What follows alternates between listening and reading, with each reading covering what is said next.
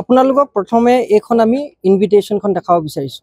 এই ইনভিটেশ্যনখনত সম্পূৰ্ণ ক্লিয়াৰলি লিখা আছে যে 2টা বজাত গৌৰীসাগৰ ডেভেলপমেণ্ট ব্লকত অসম দৰ্শন আঁচনিৰ অধীনত যোনখিনি নামঘৰ ফাইনেন্সিয়েল চেংচন পাইছিলে সেই নামঘৰখিনিৰ চেক ডিষ্ট্ৰিবিউশ্যন কৰা হ'ব গৌৰীসাগৰ ডেভেলপমেণ্ট ব্লকত। আমি যেতিয়া গৌৰীসাগৰ ডেভেলপমেণ্ট ব্লকত এটা 55ত পাইছোঁহি, যেতিয়া আমি দেখিছোঁ ইয়াত ইতিমধ্যে চেক ডিষ্ট্ৰিবিউশ্যন কৰি থকা হৈছে। আৰু এই চেক ডিষ্ট্ৰিবিউশ্যনত উপস্থিত আছিল আগৰ এক্স-MLA কুশল দুৱৰী ডাঙৰীয়া। আমি যেতিয়া অপ'জ কৰিলোঁ যে আমাৰ শিৱসাগৰ সমষ্টিৰ বিধায়ক অখিল গগৈ ডাঙৰীয়াক যেতিয়া আপোনালোকে ইনভিটেশ্যন কৰিছে, যেতিয়াহ'লেকে তেওঁ নহালৈকে আপোনালোকে কিয় অপেক্ষা কৰা নাই?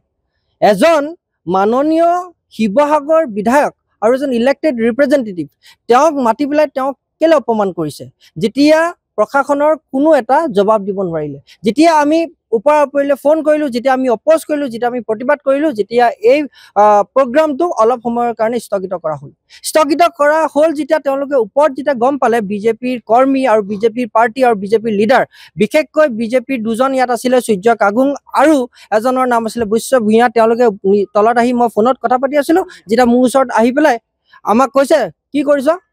আমাৰ প্ৰগ্ৰাম ৰখাবলৈ আহিছ, কেলে প্ৰগ্ৰাম ৰখাবি তহঁতি কোন হয় বুলি এনেকৈ কৈ পেলাই আমাক ঠেলা হেঁচা কৰিব ধৰিলে। আমাৰ লগত আমাৰ সতীৰ্থসকল আছিল, আমাৰ লগত গোটেই আমাৰ ৰাইজৰ দলৰ 5জন সতীৰ্থ আছিলে। তেখেতসকলে আমাক ঠেলা হেঁচা কৰিলে, তেখেতসকলে আমাক আহি প্ৰটেকশ্যন দিলে। আমাক আৰু এজনে আমাক কৈছে ভিতৰত যে তই বাহিৰলৈ ওলাই আহ, তোক মাৰি মেলি শেষ কৰি দিম, তই নাহৰগুটীয়াহে ল'ৰা, তোক মাৰি মেলি শেষ কৰি দিম বুলি কৈছে।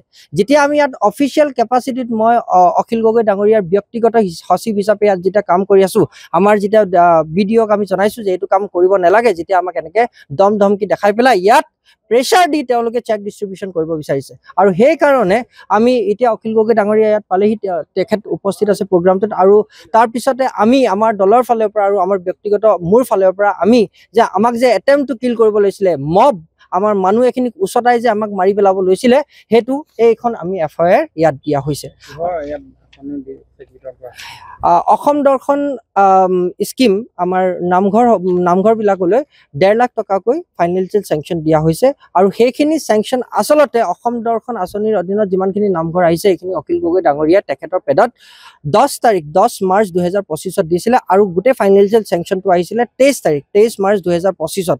যেতিয়া আমি ফাইনেন্সিয়েল চেংচনখন পালোঁ, আমি যেতিয়া চাইছিলোঁ, যেতিয়া আমাৰ নামঘৰখিনি আছিলে, আমি যোনখিনি অনুমোদন কৰিছিলোঁ, আৰু আজিয়ে সেইখিনি চেক ডিষ্ট্ৰিবিউশ্যন আছিলে। কিন্তু আমাক আৰু আমাৰ মাননীয় বিধায়ক অখিল গগৈ ডাঙৰীয়াক আৰু শিৱসাগৰ সমষ্টিৰ আমগুৰি সমষ্টিৰ বিধায়ক প্ৰদীপ হাজৰিকা ডাঙৰীয়াকো ইয়াত কোনো ইনভিটেশ্যন দিয়াৰ পিছতো তেখেতসকলক কোনো ইনভিটেশ্যনত মাতি পেলাই চেক ডিষ্ট্ৰিবিউশ্যন কৰিব দিয়া হোৱা নাছিলে। সেইকাৰণে আমি তাৰ প্ৰতিবাদ কৰিছিলোঁ, আৰু তাৰ প্ৰতিবাদ কৰা দেখি আমাক আহি পেলাই ইয়াত মাৰিবলৈ চেষ্টা কৰিছিলে।